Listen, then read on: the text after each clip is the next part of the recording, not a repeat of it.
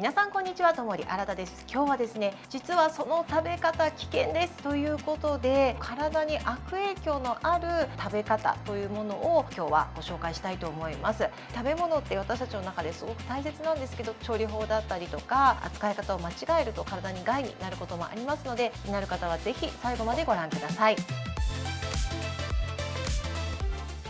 まず1つ目は、冷凍された魚を常温で解凍することです。冷凍した魚の種類によってはですね、解凍の仕方を間違えてしまうとアレルギー症状を起こしてしまうことがあるんですね。じゃあどういうお魚かっていうと、マグロとかあとサンマとかブリとか赤身の魚になります。この魚にはですね、ヒスチジンと呼ばれる成分が多く含まれています。ヒスチジンというものはですね、冷凍して常温で解凍していくとですね、ヒスタミンという成分に変わりやすくなってしまいます。ヒスタミン、皆さんどっかで聞いたことありますか？体の中でですね、アレルギーのような症状を起こしてかゆみだったりを引き起こす成分なんですね。特に何かアレルギーがあるわけじゃないんですけれども、自然解凍させてしまった赤身のお魚、ヒスチジンが多いものを食べてしまうと、口の中とか肌にかゆみを起こしてしまうということになってしまいます。残念ながらですね、ヒスタミンっていうのは熱に強いんですね。なので自然解凍して例えば焼いたりとか煮たりしたとしてもですね、ヒスタミンに一回変わってしまったらそれが分解されたり壊れたりすることがないので、なるべく冷凍したお魚っていうのは、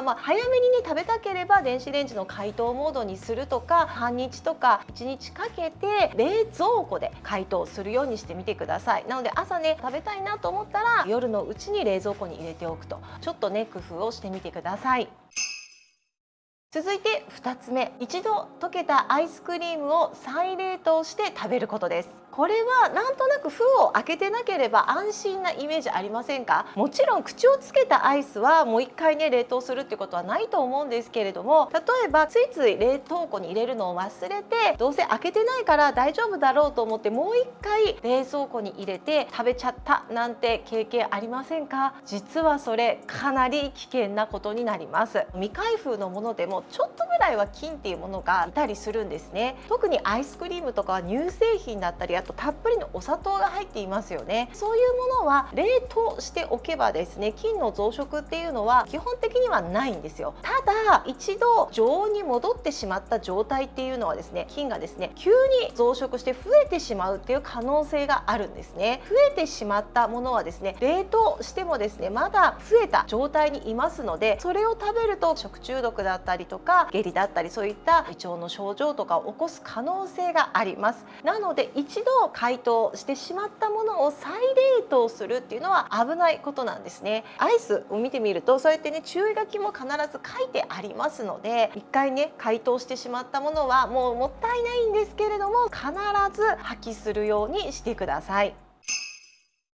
続いて3つ目は、一度口をつけたペットボトルの飲み物を冷蔵庫で冷やして1日持たせることです。最近はねもう暑いのでペットボトルを買って飲みながら過ごす方も多くて、気がついたらちょっとだけ残っていたので冷蔵庫に入れて次の日も飲んじゃうなんてことありませんか？これ実は危険なことなんです。口の中っていうのはもちろん菌がたくさんいるんですね。なので一度口をつけたペットボトルというのはその口のところにですねやはり菌がいます。この菌が一日中、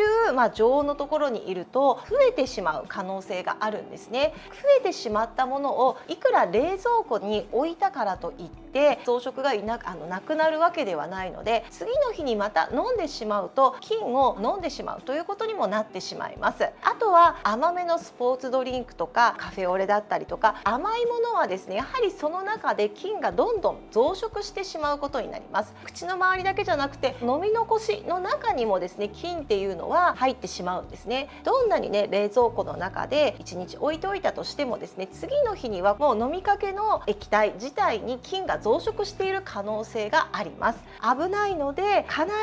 ず飲みかけでもものは捨てて保存はしないようにしましょう。特に免疫力が下がっているご高齢の方っていうのはですね、誤嚥性の肺炎みたいなものが起こしてしまったりとか、食中毒を起こしてしまったりということもありえます。なのでね、特にねご高齢の方はなるべくそういったものは捨てていただきたい。ちょっと外れるんですが、ペットボトルを洗って再利用というのもなるべくやめていただきたいことなんですね。もったいないという気持ちもあるかもしれないんですが、暑くて菌の増殖しやすい時期はなるべく気をつけてください。続いて4つ目、2日目のカレーに気をつけてください。カレーとかシチューとかって2日目が美味しいなんて言われていますよね。もちろん煮込んでね、それで味が変化して美味しくなるっていうこともあるんですが、変化するのは菌の量もあります。特に煮込み料理とかにはですね、ウェルシュ菌というものが増殖しやすいんですね。ウェルシュ菌っていうのは熱に強いので、1回ね沸騰させたりとかしてもなかなか死滅しないんですね。プラスアルファウェルシュ菌っていうのは常温だったりするところで増えやすくなってきます。もう一つ怖いのは、ウェルシュ菌っていうのは空気が嫌いなんですね。空気がないところでもですね増えていきます。一回ね沸騰させたりすることで安心するかもしれないんですが、ウェルシュ菌は芽胞といってね殻みたいなものを作って死滅はしてしまわないですし、シチューとかはとろみがついているので空気が入りにくいですよね。なのでウェルシュ菌がちょっとでもいたものを置いてしまうと増えてしまう可能性があります。この時期は特にですね、やっぱウェルシュ菌の食中毒多いですから、カレーはね食べていただきたいんですけども、作った場合はなるべく大鍋でそのまま置いておくとか、そのまんま冷蔵庫に入れるんじゃなくて、空気が触れるように小分けにするとか、その日のうちに食べるということにしてください。だいたいウェルシュ菌の食中毒っていうのは食べて10時間後ぐらいからになるので、集団の食中毒を起こしやすい菌になりますから気をつけてください。カレーとかシチューだけじゃなくて、お味噌汁とかでも結構起こるんですよね。お味噌汁って朝作ったら夜まで持たせたりするじゃないですか。特に夏休みとか、私もね3人子供がいるので、朝作って昼も食べさせて夜も食べさせて、だからめんどくさいから冷蔵庫に1回1回入れて温めるのは味が変わるかもと思ってついつい常温に置きがちなこともあるんですが、なるべく朝作ったものは朝のうちにとか、必ず冷蔵庫に入れて常温では保存しないようにしてください。続いて5つ目、お弁当にヘタのついたミニトマトを入れないでください。お弁当を作る場合、ミニトマトってすごく彩りが良くて入れちゃいませんか？私もね弁当には必ずと言っていいほどミニトマト入れるんですけれども、その時にですね、緑もあるからヘタをつけておいた方がいいかなとは思いがちなんですけど、実はこのヘタの部分っていうのは雑菌が付着しやすい場所なんですね。いくら洗ってもその雑菌ちょっとついているとですね、お弁当ってやっぱり常温で置いておくこと多いですよね。そこで雑菌が増えてしまってお弁当の中で増殖してしまうことになるんですね。なのでなるべくミニトマトのヘタは取るということ。もう一つ、ミニトマトっていうのはそのまま1個入れているとちょっとね喉に詰まらせちゃうかもと思って半分に切ってしまうこともありますよね。でも半分に切るっていうことも実はお弁当に入れてしまうと食中毒の原因になる可能性があります。ミニトマト切ると中から液が出てきますよね。水分がある場所にやはり菌っていうのは増殖してきます。なので切って入れておくと食べやすいと思うかもしれないんですが、なるべくミニトマトはヘタを取って切るんじゃなくってそのまんま入れるようにしてください。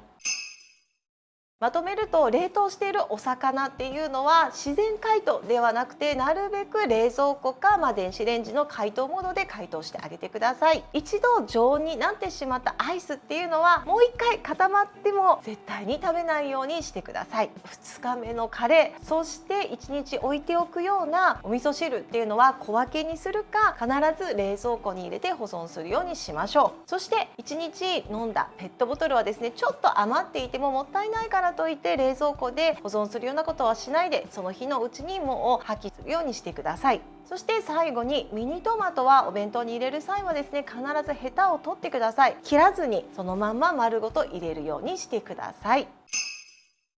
暑くなってきたりするといろんな鍋物のリスクっていうのが高まってきます。今年は本当に猛暑が続いていますので、皆さんね、体力も落ちてくるところにそういったね、菌だとか変性したものを召し上がってしまうと、体の中でアレルギーみたいなものが出たりとか食中毒を起こすっていうこともありますので、食べ方には注意をしてください。ということで、今日の内容いかがだったでしょうか。今日の内容良かったよという方はですね、グッドボタンを押していただいたり、あと今ですね、月額90円でメンバーシップを始めています。毎週水曜日にメンバー限定で YouTube ライブを行っています。水曜日参加できないという方もですね、アーカイブメンバー限定で残していますので、入会していただけると嬉しいです。ということで、今日も最後までご覧いただきありがとうございました。また次の動画でお会いしましょう。さようなら。